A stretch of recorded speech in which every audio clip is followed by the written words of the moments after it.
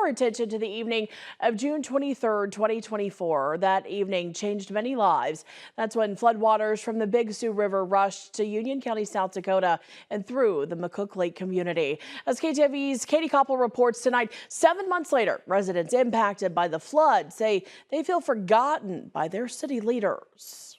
A surge of water from the Big Sioux River gushed into McCook Lake on June 23rd, collapsing homes, washing out roads, and leaving holes where lives once stood. 6 months later, residents say their community leaders have failed them. It's almost a comedy of errors. Somehow we got caught in the middle. Dennis and Belinda Johnson have lived on McCook Lake for more than a decade. Their house on North Shore Drive, once standing tall with its blue roof, now up on blocks. Its foundation was washed away in the flood. They question why they weren't given a warning by city leaders. Our paid council did not think maybe we should or could go door to door. As far as I know, they all walk.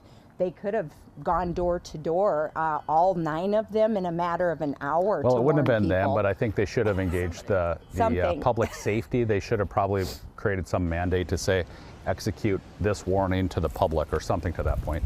Those who were supposed to lead them through this disaster, residents say, have remained silent. I would be really surprised if the other council members really even drove up and down this street after the event happened. No, I don't think they did. They didn't know what was going on. And a delay in South Dakota Governor Kristi Noem's call for FEMA assistance, they say, delayed recovery efforts. FEMA, we have to wait because, although Iowa, your neighbors across the river, FEMA was there within days.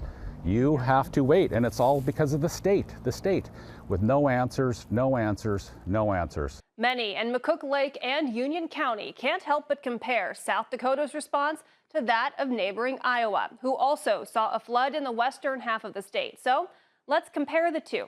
In South Dakota, Governor Kristi Noem sent an application for FEMA aid on July 26th. 34 days after the flooding happened in Union County on June 23rd.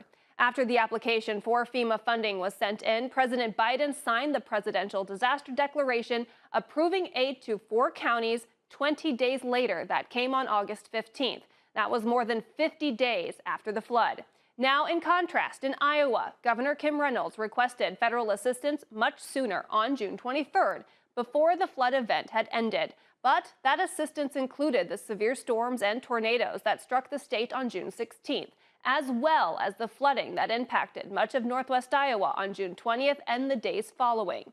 15 Iowa counties were approved for FEMA funding on a rolling basis in the early days of July, including Woodbury County's approval on July 9th. Governor Noem was criticized for the delay in applying for FEMA funding, but when you look at the bigger picture, South Dakota's impact was isolated to flooding over several days. In contrast, in Iowa, the first disaster approved for federal relief came on June 16th, a full week ahead of the floods. The cities, the county, and the state of South Dakota failed everybody. And they failed them right up front. Marty McLaughlin doesn't live in McCook Lake, but if you've driven up I-29, you know his house by the piles of corn stalks that washed up during the flood. But we had estimates anywhere from 375 to 450 dump truckloads in here. McLaughlin agrees city leaders dropped the ball before and after the disaster. They saved here, but it made us expendable over here, but they haven't stepped forward to rectify their choice and help the people. That's what's got everybody a little upset. But unlike others, he praises Governor Noem and how she responded to the disaster in Union County, including her wait to seek FEMA assistance. I said the governor did what the right thing. She got a more educated number to go to the government for aid, rather than doing like Iowa did. They just said, well, we think we're here. He says the governor is ready to take on the role of Secretary of Homeland Security and oversee FEMA on a national level. She's President-elect Trump's nominee for the post. She's dealt with 2 or 3 of these big FEMA type projects, and I think she understands it. So I think she'll do okay.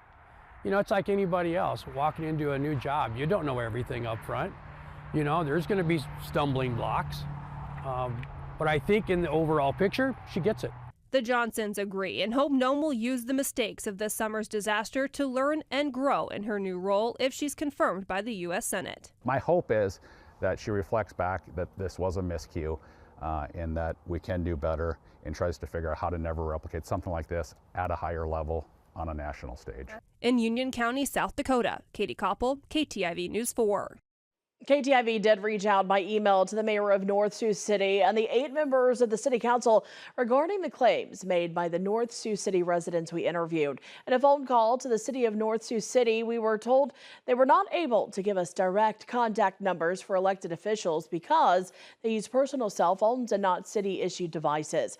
Therefore, we were only able to reach out to them via email. The Union County flood disaster coverage continues online right now. To hear more from these residents and others, you can visit KTIV.com.